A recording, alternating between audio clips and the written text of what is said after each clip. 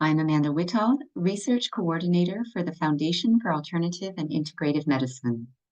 FAIM's goal is to share information about health options with the public through the expertise of over 100 guest writer medical practitioners, as well as international projects to learn and share options for health that are available worldwide. All information can be found on our website at www.faim.org. And as part of this work, we regularly interview practitioners from clinics and health centers that we feel the world should know about. We hope you enjoy today's interview. Welcome, everyone. I'm here with Benedikt Just, director of a new and exciting documentary that we're going to be screening on the FAIM website in November. Benedikt, welcome. Happy to have you here today. Hey, Amanda. Thank you so much for having me. Pleasure. So the intention for today is just to give our audience a little bit of an insight of what they can expect when we screen your documentary in November.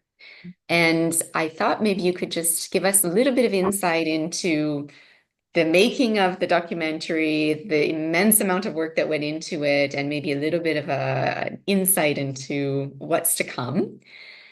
So just first question, I know this has been a long time in the making. How long has it actually taken you to get to this point where it's ready for the public to see? That's the question I always don't want to think about anymore.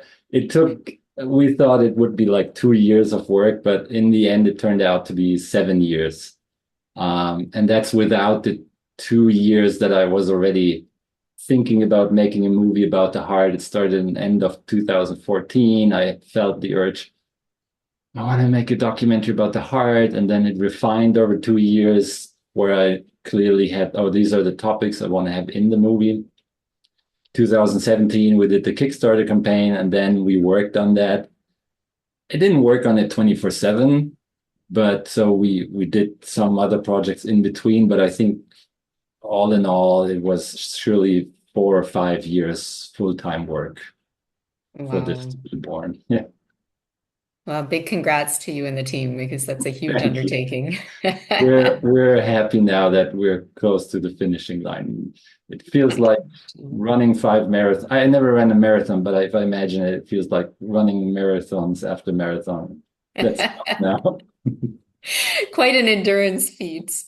Yeah. But we're very much looking forward to seeing the product from all of this.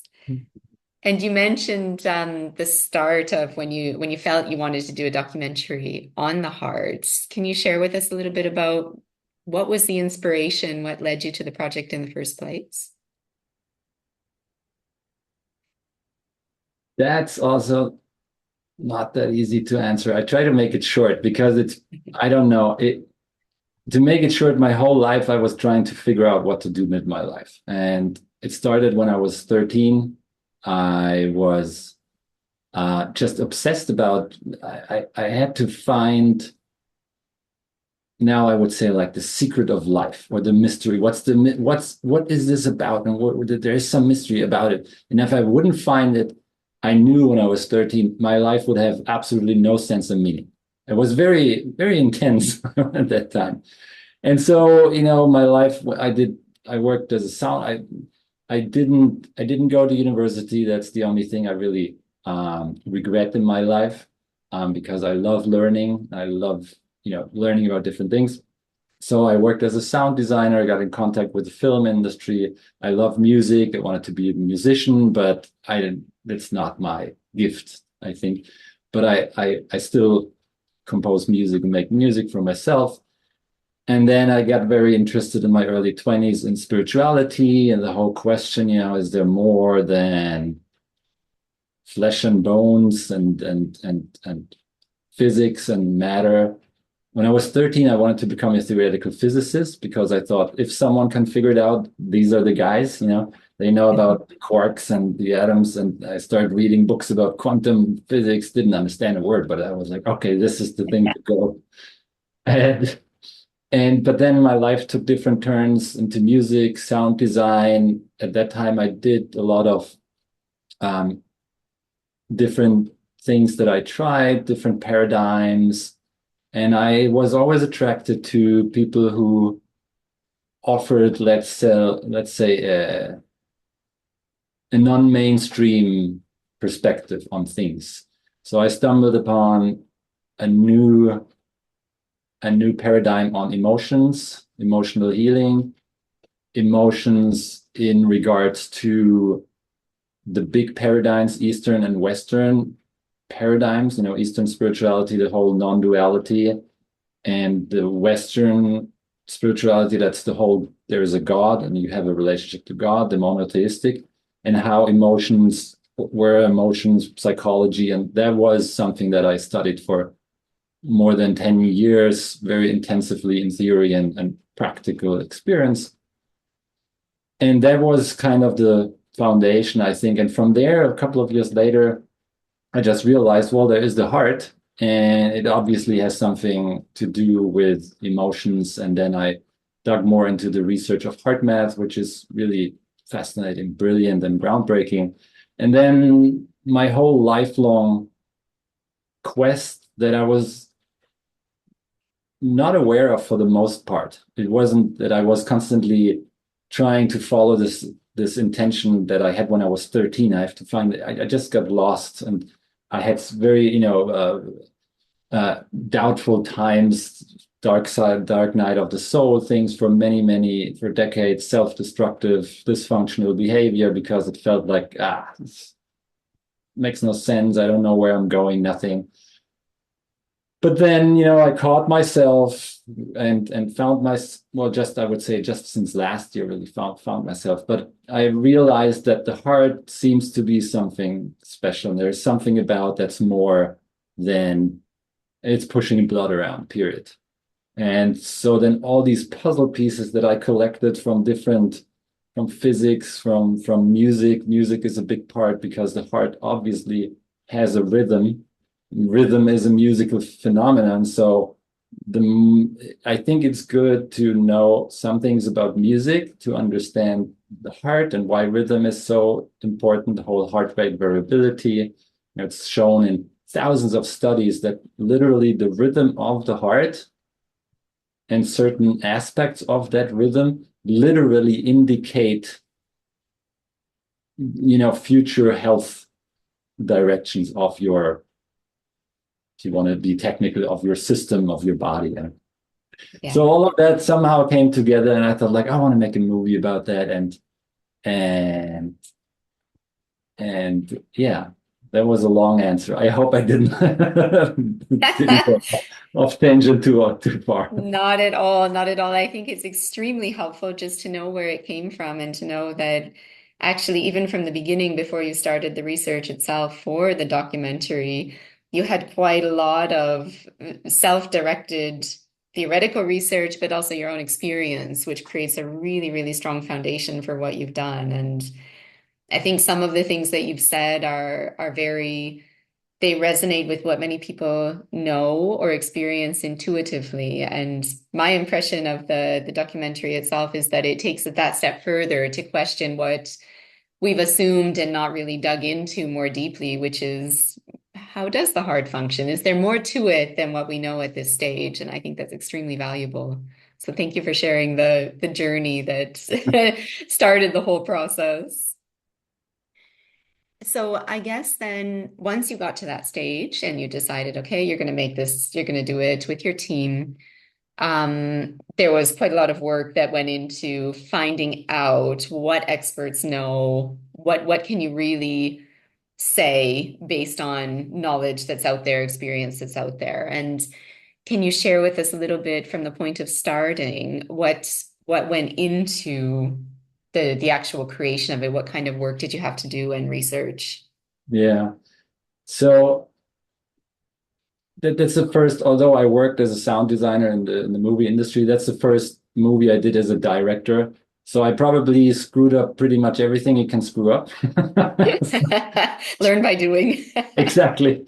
And I really don't know. I mean, I have an understanding of how to structure stories or so, but in the beginning, you have this vague idea, I'm going to make a movie about the heart. And what we knew is we wanted to have the different domains. We wanted to have the physical, medical, anatomical stuff covered. because we were aware of the research by Professor Pollack that literally shows, I mean, literally, I think that on its own is already a head scratcher beyond words, is like that the blood circulation, yeah, in a chick embryo, but still the blood circulation continues even though there is no heart push pumping. The blood circulates. And if you put infrared light there, it circulates faster. So that's already, I think, also easy to understand for every person. You don't have to have a biology degree or anything. It's easier to understand. Oh, we think the heart needs to push and the blood flows, but now it stops to push and the blood still flows. So what the heck's going on? Wait, what? And so we thought like, okay, this is our starting point to raise the question, what does the heart do? Because, you know, the whole thing with this movie was like, yeah, there's thousands of years of traditions, philosophical, cultural traditions from all traditions all over the world who talk about the heart not as a pump, but as the seat to the door to the soul, or the connection to God, or the connection to each other. So all of these ideas are nothing new. On the contrary, they're as old as it can get. But in our modern Western education, and every educated person, if you ask them, would say, well, the heart is a muscle that pumps blood, pushes blood. It's literally the first sentence you see on every website. Biggest universities, biggest research institutes, hospitals. That's the first sentence when you type in website and the heart. The heart is a muscle that pumps blood. There is no mention about anything else. That's it. And so we thought like, well, for one, it's a little bit arrogant to push all of the prior ideas about the heart off the table. The situation is a little bit like, you know, 30 years ago when you did yoga and meditation, people would say like, whoa, yeah, okay, that's a weirdo. And now the whole situation has reversed. If you don't do yoga and meditation, people go like, well, that's a weirdo. Yeah. So I think sooner or later we'll have similar things with these ideas. I mean, the whole consciousness, same, you know, 30 years ago talking about consciousness, like, oh, that's the guy who smokes the pot and then talks about consciousness. And now you have more and more universities having departments, and consciousness is the big topic, you know, and gets billions of funding to figure out what's consciousness. So maybe the time is right to raise the seemingly preposterous question, is the heart more than a pump? Because of all the, you know, openness to other ideas, to whole Eastern yoga, they talk about the heart in very different ways. And so we knew we want to have the solid medical Western view, and we want to talk about the spiritual parts of it. And then we looked around and you try to find a container for the story. And because the heart then, once you start looking the heart and emotion, it somehow plays a role in every aspect of life. Then we thought like, well, it should be a movie about the cycle of life of a human being, you know, from falling in love and basically everything, baby born, growing up, love, to people dying, death, and so we tried to, I don't know if anyone really notices that structure. I mean, we did these little title cards in between, and we hope that gets, you know, that the sense comes across. It's basically, you know, human life, and we jump through, we have like this impressionistic ride through human life where we talk about different chapters in life, and then different experts from physicists, from you know, Professor Pollack talking about the heart, and then Roland talking about the connection heart to heart, and a psychologist and expert in pre and perinatal psychology talking about what's my favorite topic, the baby to mother heart to heart connection, and how this is pivotal for the trajectory of the whole life of the baby. And so we try to weave this together, and we're happy now with the outcome, but it has been a challenge to make this work. It's been a journey. Um, Thank you for sharing that. I think it's very helpful, and I guess you've said it indirectly, and I think people can infer, but in terms of through this process, your main objective with the film, it asks this question, is the heart more than a pump? And in terms of what you were trying to achieve with it, can you share just kind of what that ultimate, if I can say ultimate goal was with this particular documentary? Honestly, in the beginning, I wasn't aware. I just wanted to make a movie about the heart because it felt meaningful for my life personally. And then over the years, I started to realize that the film itself is something I do for myself to experience something about me, but I also wanted to, of course, give something to the world with the film. And we do have this, I would say, crazy idea that we actually might. No, I will put it differently. What we would love to do is to spark and ignite a conversation, cross-culturally, interdisciplinary conversation about the question, what does the heart do? Is it just a pump, period? Nothing more to say, or is there more to it? If there is more to it, what are the implications? Because, the model we have dictates or leads to implications, right? So if we see the heart as a muscle that pumps blood, implications are simple. Oh, you have a problem, you cut it open, you put in another spare part, done. If the heart is much more and has to do with soul, spirit, psychology, mental health aspects, and so on, then we have a whole different conversation. The whole mental health right now, it's focused on, based on the model, I think, in Western is a mental health, problem with mental health, not good. Brain activity, chemicals in the brain, not good. We have to do something. Of course, if that's the model, you can have chemical interventions. Yes, you can have what we talked about before, the headbands, electromagnetic stimulation. Okay, yeah, okay. And it has an effect. Okay. And if brain activity has a connection to heart activity, then all of a sudden that is still, okay, valid. You can manipulate and change things, but then maybe by doing something with the heart, to the heart, you change the brain activity and they don't need the other, or you have a different path to achieving health.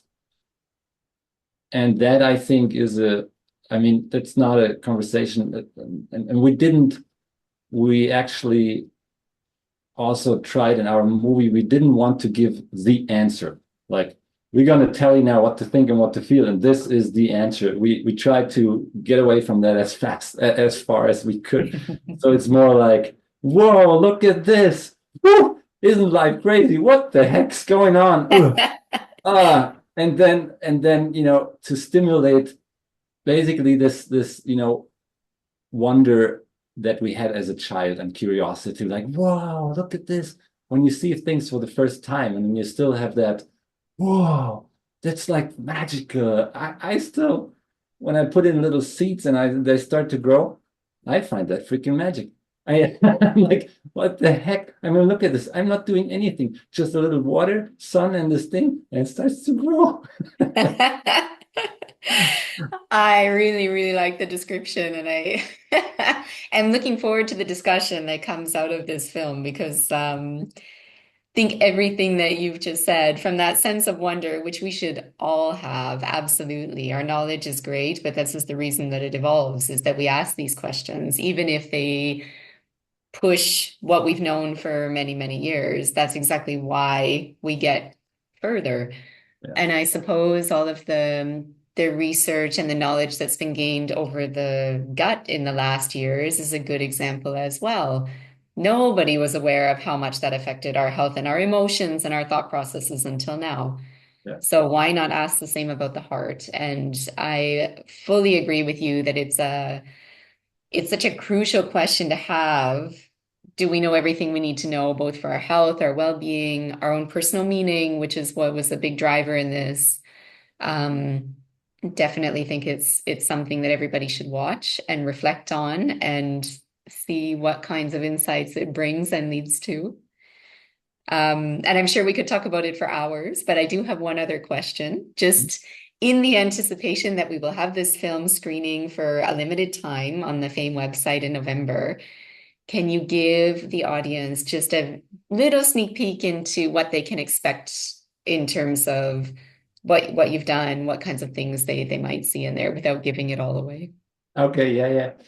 So I think it's like we could say we approach it in three parts. So the first part is hopefully not too cut and dry, more scientific.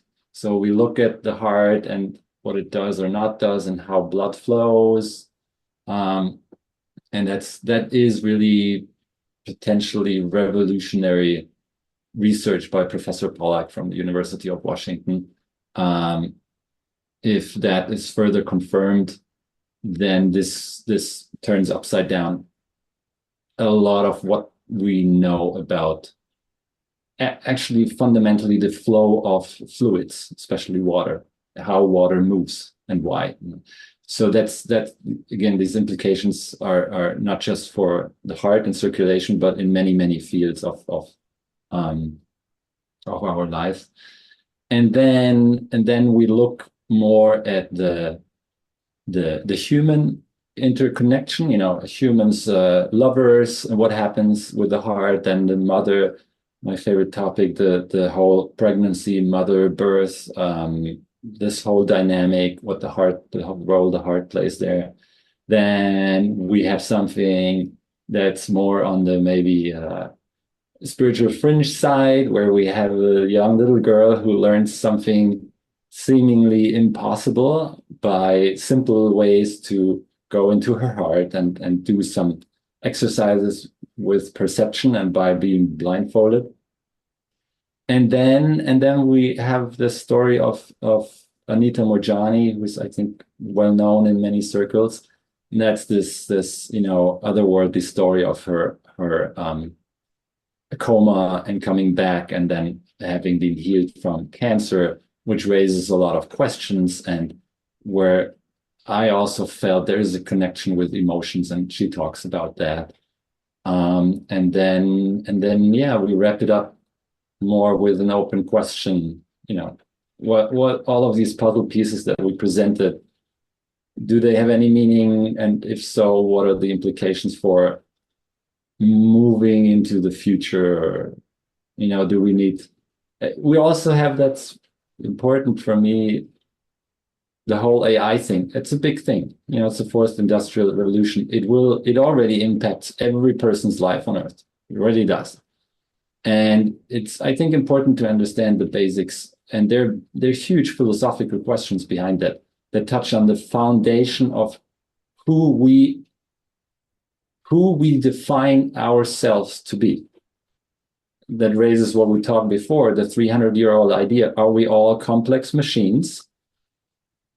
Or are we something with the soul and the heart and the mind and the soul? And is there more than being a machine to who we are as humans?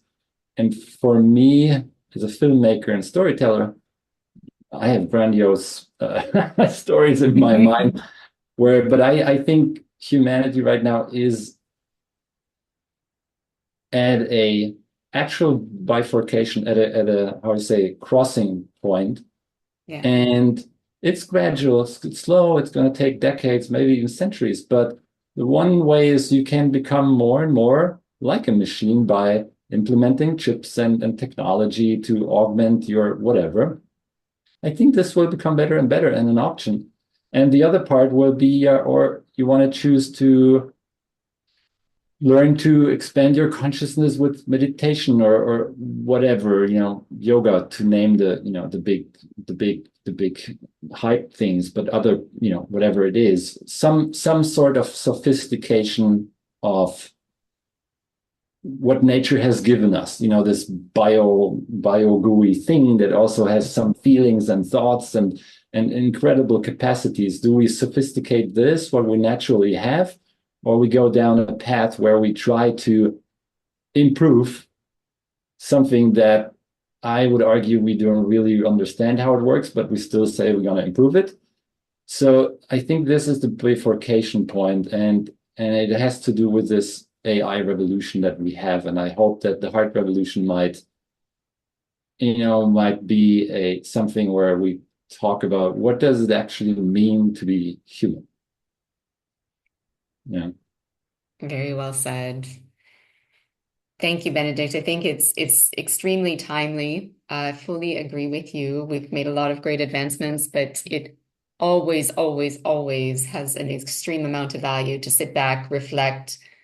What do we understand? Where are we going? And I think that this documentary that you put so much time, effort in, you and your team, is a great starting point for that reflection, and very much looking forward to having our audience view it, potentially have some reflections on it of their own, and perhaps follow up with you after to see what's next. Where do we go with this? I'd love to. Thank you so much for your time, and looking forward to seeing the documentary. Thank you for taking the time to talk with me, Amanda. A pleasure. Take care.